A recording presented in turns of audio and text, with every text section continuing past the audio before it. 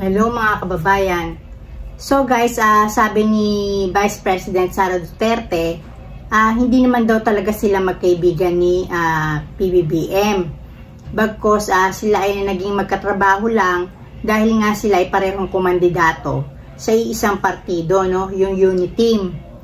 Tapos nung sinabi to kay PBBM, sabi niya, he felt betrayed, no? Na ang turing niya daw kasi kay Sara Duterte kaibigan. Sa akin naniniwala ako, nung umpisa, nung sama nila, nung sila ay kumakandidato bilang unit team, sila talaga ay magkaibigan.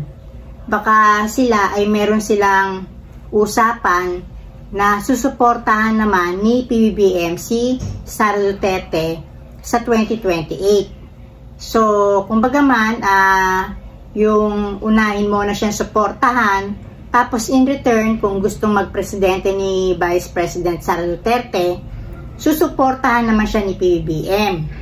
Pero along the way, sila ay nagkahiwalay ng landas, sumama ang kanilang relasyon dahil na rin, sa tingin ko sumingit ang isang Gloria Macapagal Arroyo, no?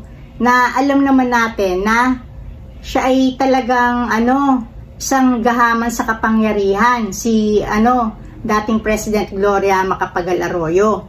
Kasi guys, alam naman natin na yung kalahati ng termino ni President Joseph Estrada dati ay nakuha naman niya, no, sa legal na paraan, kasi nga na-oust si President Estrada dahil na rin dun sa tungkol sa huweteng na pera, no, huweteng money, no. So, kumbaga man, legal yun. Pinalitan niya si President Estrada mula sa pagiging Vice President, naging Presidente natin siya. Hanggang sa, alam naman natin, no, siguro siya na Presidente siya sa 3 taon na yon, kumandidato siya ang Presidente, tapos kinalaban nga siya ni FPJ, no? Doon na nagsimula yung katawagan na Hello Garci. So, kumbaga man, alam niyo naman na nung tumawag siya kay Garci, siya talaga nanalong presidente natin. So, siguro, na-impluwensya niya yung isip ni Vice President Sara Duterte na bakit hindi niya lang madaliin na kuhanin yung kalahating termino ni PBBM tulad niya, no? At siya naman legal naman yung kay Gloria Arroyo. Pero alam na niya yung pasikot-sikot. So, inaano niya siguro, na-impluwensya niya Sara Duterte na ayun na nga, mapadali ang pagiging presidente. Kasi doon na sila nagkaroon ng hindi pagkakaunawaan. Kasi ang alam ko, yung mga kapritsyo ni Sara Duterte, as much as kaya ni PBBM, pinagbibigyan niya. Ikaw ba naman, bigyan ka ng sandamakmak na security, 400 plus, isa ka lang tao, isama mo papamilya mo. Hindi pa ba kapritsyo yun? Na imbis na ang bantayan ng mga kapulisan, yung mga mamayang Pilipino, andyan sa'yo yung 400 plus. Diba? So, kumbaga man, sa tingin ko, yung mga kahilingan ni Sara Duterte, hanggat kaya ni PBBM, binibigay niya. Pero kumbaga man, na-impluwensya ng Sara Duterte, mas nanais na niya maging presidente. So, yung mga calls ng mga kaalyado niya, kagaya ni Kibuloy, no, na yung resign PBBM, yung mga tungkol sa Polvoron video, hindi niya yun, hindi niya yun inaalmahan o hindi niya yun yung, kumbaga man binablock, hindi niya yung pinatitigil. Bagkus meron pa nga siyang video kung saan siya mismo yung nagbibigay ng pulburon sa bata, di ba? Bilang reward daw kasi nga daw nag-aaral na maigi yung batang paslep. So guys, talagang nagpakatotoo na, no, si Sara Duterte na kumbaga man hindi sila magkaibigan. Kumbaga man gusto na rin niya na makuha yung posisyon talaga ni PBBM. Kasi guys, kahit sabihin niya, itanggi niya, no, na wala siyang planong tumakbo, no?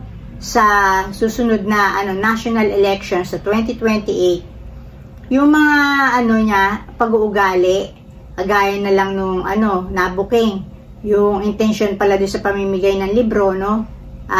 Isang kaibigan, para naman pala doon sa mga botanteng nanay na makabubuklat, no? Nung libro na yon pag tinuruan yung anak nila at nandoon nakabalandre yung mukha niya, na si Sara Duterte. Kumbaga man, para sa pagdating na eleksyon, miracle. So, sa tingin ko guys, mainam na rin, no, na nagpakatotoo na si Sara Duterte kasi napakahirap para sa atin, no, sa isang tao na hindi mo alam na yung kaaway mo pala ay katabi mo na. At least dito, nilantad na. Pinakita na ni Sara Duterte yung totoo niyang kulay. Wala nang pretensyon, magagawa na niya yung gusto niya sabihin, na parbagang hindi na niya pipigilan yung mga gusto niyang gawin, di ba? Kasi dinedeclare na niya na naghiwalay na sila ng landas.